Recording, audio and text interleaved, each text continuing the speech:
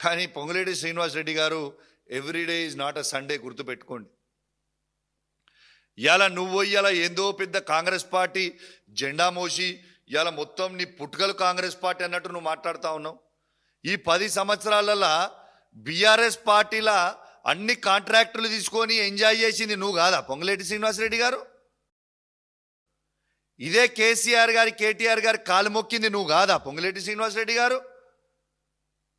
ఇలా కేసీఆర్ గారి కేటీఆర్ గారి కాలు మొక్కింది నువ్వా కాదా? ఇలా వారి కాలు మొక్కిన తర్వాత వారి దగ్గర మొత్తము పనులు చేసుకొని ఇలా వాళ్ళని వెన్నుపోటు పొడిచి ఇలా మీరందరూ కూడా ఏందో పెద్ద మేము హీరోలం అని చెప్తా ఉన్నారు. ఇలా కేసీఆర్ గారి పుణ్యాన కేటీఆర్ గారి పుణ్యాన నువ్వు అంత పెద్దగా అయినావు. ఇవాళ లేకుంటే నీ పరిస్థితి ఏంది? ఇలా వాళ్ళనే నువ్వు తిడుతున్నావు.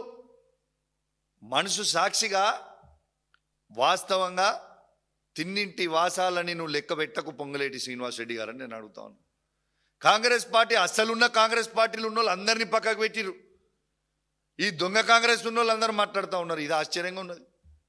అసలున్న కాంగ్రెస్ వాళ్ళు ఉత్తమ్ కుమార్ రెడ్డి గారు, శ్రీధర్ బాబు గారు, పొన్నం ప్రభాకర్ గారు, దామోదర్ రాజ్ నరసింహ గారు, కోమటిరెడ్డి వెంకటరెడ్డి గారు, కోమటిరెడ్డి రాజగోపాల్ రెడ్డి గారు, ఎవరైతే అందరూ జెండాలు మోచిరో వాళ్ళందరినీ పక్కకు పెట్టిరు. ఇంకా ఎంతో మంది చిన్న చిన్న కార్యకర్తలు, వాస్తవంగా కాంగ్రెస్ పార్టీలో ఉన్న చిన్న చిన్న కార్యకర్తలు ఎంతోమంది జెండా మోసి 10 సంవత్సరాలు వాళ్ళు ఎంతోమంది ఉన్నారు. కానీ పాపం వాళ్ళని ఎవరు దేక్తలేరు.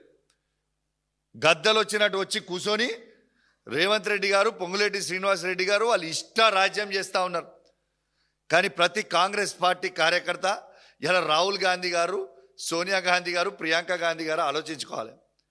ఇలా ఈ తెలంగాణ రాష్ట్రంలో శాశ్వతంగా కాంగ్రెస్ పార్టీని బొందబెడతా ఉన్నారు వీళ్ళిద్దరు కలిసి.